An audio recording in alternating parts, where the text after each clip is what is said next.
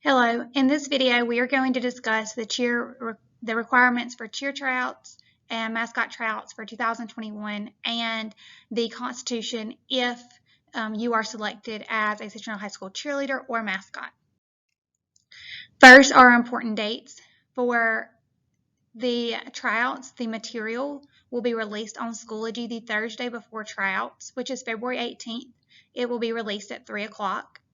The clinic will be held on Monday and on Wednesday from 3 to 4:30. This is the last week of February, February 22nd and 24th. And tryouts will be that Thursday, which is February 25th. Okay, that's a typo right there. Tryouts will be Thursday, February 25th. They will begin at 3, and then whenever they finish is when they finish. A $30 fee is required to try out. It is due by Friday, January 29th. It will be paid using e-funds through the school website. Current physicals are due by Friday, February 12th. You can either email this to Ms. Jordan at cjordan@mcpss.com or turn a physical copy into her in room 2213. Failure to provide a current physical will be failure to comply with the Alabama High School Athletic Association guidelines.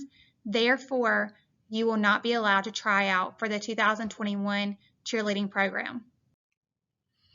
Here is an image on how to pay fees using eFunds. This image has been posted to the Citronelle High School Cheerleading Facebook page.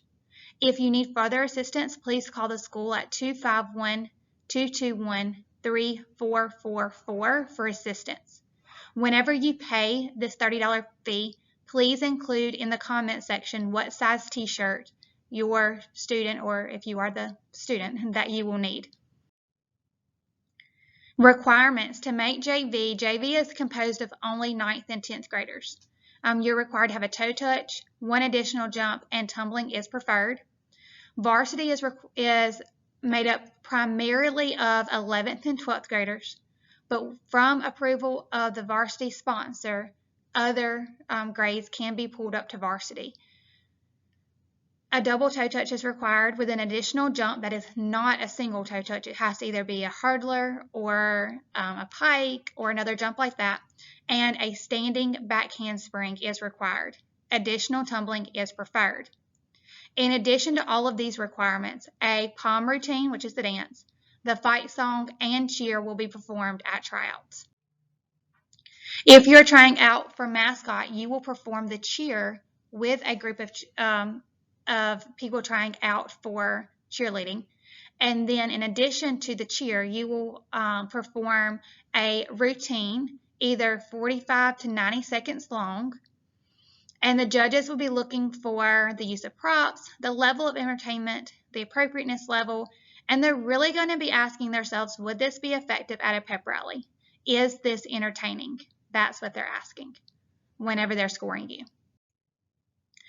To be eligible to try out, you must have a cumulative GPA of 2.5 weighted, and first semester, you cannot have more than 1 D, and you cannot have failed any courses.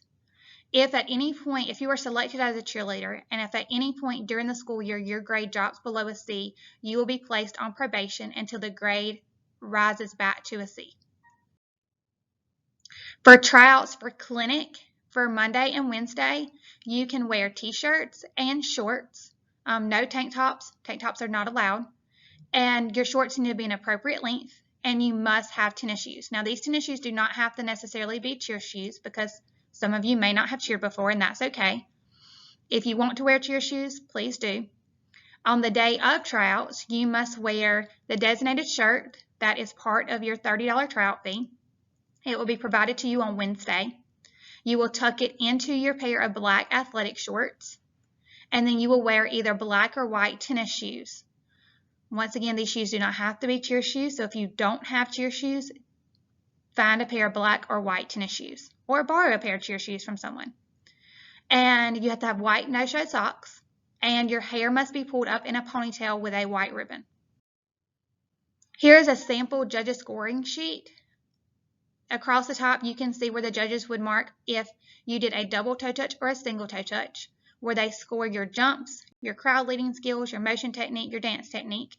They check if you did a standing back handspring, and they score your tumbling, and your GPA score is determined ahead of time based on last semester's GPA. A 4.0 or above is the full 10 points. 3.75 to 3.99 is 9 points, and every quarter of a point of the GPA point goes down, your point goes down 1. And so you can see that scale there. Now, if you are selected as a cheerleader or a mascot, then here we get into the Constitution. If you're selected, you are responsible for the cost of all attire and accessories. Anything that is required, you have to purchase. The length of the uniform is determined by the coach. If the uniform is altered beyond the specification of the coach, or if the uniform becomes too small for any reason, it is the cheerleader's responsibility to purchase a new uniform or to pay for the alterations to be corrected. The attire worn to any game or appearance will be specified by the coach. I tell you exactly what to wear to anything where you're representing Citronelle High School cheerleading program. No part of the uniform, not a camp shirt, not a practice shirt, not a jacket, will be worn by anyone who is not a part of the CHS cheer program. That is not allowed. Captain and co-captain for each squad are selected by a combination of votes. So the cheerleaders will vote. If they are JV, they will vote for JV. If they're varsity, they vote for varsity. That is 60% of the score. And then 40% of the score comes from knowledge of game day scenarios, and this is measured through a quiz. Every member of the squad takes the quiz, no matter what. These two scores are combined, and that is how captain and co-captain are determined. Captain must be a returning member of that squad. So JV captain will be a JV cheerleader from last year, and varsity captain will be a varsity cheerleader from last year. All practices are required, no exceptions. If you're going to be absent for any reason, you must notify the coach 24 hours in advance.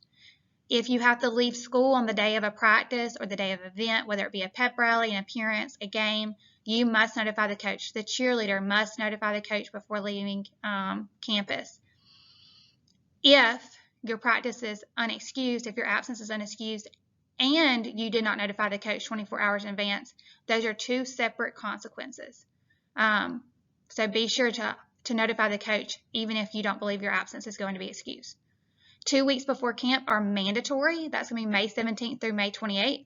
If you have any orthodontist, dentist, doctor appointments, please go ahead and reschedule them now so that you have plenty of time to get an appointment when you need it to be, as long as it's outside of that window. Practice will begin at 3 o'clock in the afternoon. 2 weeks prior to school are mandatory. These dates will be set once the academic calendar is released by the school system. Excuses for practice. In the past, doctor's excuses have been the only excuse for a practice. However, we know that there are other reasons why you may need to miss practice. So throughout your year as a cheerleader, you will receive 3 excused absences that are not doctor's notes. Okay. This is in addition to doctor's notes. These have to still be approved by the coach. Going to someone's birthday party is not an excuse for missing practice. And these have to be submitted to the coach for approval at least 24 hours in advance. Each cheerleader is responsible for any missed material or announcements from practice. He or she needs to get up with the captain and find out what they missed. If you miss the practice before a pep rally or a game, even if you have a doctor's note, that you will not participate. You must be present at practice before an event to participate. And you must be present at school to attend practice. We are student athletes, student coming before athletes, so you must be at school and be a student in good standing. Games are mandatory. You must be present at school the day of the game. You must provide your own transportation to the game. If you are going to miss a game, it requires a doctor's note. If you do not have a doctor's note and you miss a game for any reason, consequences will follow. If you participate in homecoming in any way, you must return to the field by the end of third quarter to fulfill your cheerleading responsibilities. Gymnastics. Gymnastics is currently paused due to COVID, but if we are able to resume gymnastics, it will be once a week for 1.5 hours, and the cost is $11.25 per week. We have a professional tumbling coach come in. He is excellent. This is not optional. This is required. And your payment is due to the high school. by the beginning of every month so we can turn around and pay him for his services. Once again, if COVID regulations are lifted and we are able to bring back gymnastics, we will have gymnastics during the summer every week, and you must attend at least 3 of those sessions. Probation. If you are placed on probation for any reason, you will have to attend the games and the events. You still have to attend, but your uniform will not be worn. You will sit in the stands or wherever with the coach. Attendance to practice is still required. And the main reason for being a cheerleader being placed on probation is either grades dropping below a C or acquiring too many demerits. If you receive an E on a report card, if you fail a class, then you are automatically dismissed. This is for the end of a quarter, not the end of a semester. So if you have an E at the end of 3rd quarter, you are dismissed from the squad. If you are suspended or placed on the non-privileged list, you are automatically dismissed from the squad. Game suspensions, which is probation, result from receiving 5 demerits. That's 1 game that you have to sit out. If you receive 10 demerits, that's 2 games. 15 demerits, 3 games. If there's a pep rally the week of the game, you do not participate in the pep rally either. Demerits. An entire list of demerits are provided in the Constitution, which is available in Schoology. Of course, that list of demerits cannot cover every scenario. So some demerits will be up to the discretion of the coach. However, the main occurrence for demerits are missing practice or tardy to practice, appearance, not having on the right clothes. Most of the time, girls don't wear the wrong thing, but they forget their bow or having the wrong bow, and that is demerits. And the biggest one that's reoccurring is not performing tumbling. That is usually what happens where someone has to sit out, is because they're not doing the tumbling that they performed at tryouts. Attitudes, especially with other teachers, do not have me receive an email from another teacher stating that you were attitudey in class. That is unacceptable. Lack of smiling during games or performances, and talking to the crowd or your teammates during the games or performances. Your job is to cheer, which requires you to smile, and your job is to lead the crowd. You can't be in a conversation with someone if you're going to lead the crowd. Cost. If you're a brand spanking new cheerleader to CHS, the cost is approximately $1,200. If you're a returning CHS cheerleader, returning to the same squad, so if you were on JV and you make JV again, or if you were on varsity and you make varsity again, the cost is about $700 to $800. A $300 deposit is due by the first Friday of March. That is 1 week after tryouts. It will be paid through eFunds. And your total balance is due by May 7th, which is the first Friday of May. All cheerleaders must participate in all fundraisers. We do fundraisers throughout the spring to help offset the cheerleading balance. The tryout results will be posted on the varsity cheer page on the website by 8 o'clock that night. That's www.citronellwildcats.com. And camp the location is to be determined, and that's going to be the week of Memorial Day. We will leave out the Tuesday after Memorial Day, so June 1st through June 4th. If you have any questions in addition to this presentation, please contact Ms. Jordan at cjordan@mcpss.com or call the school at 251-221-3444.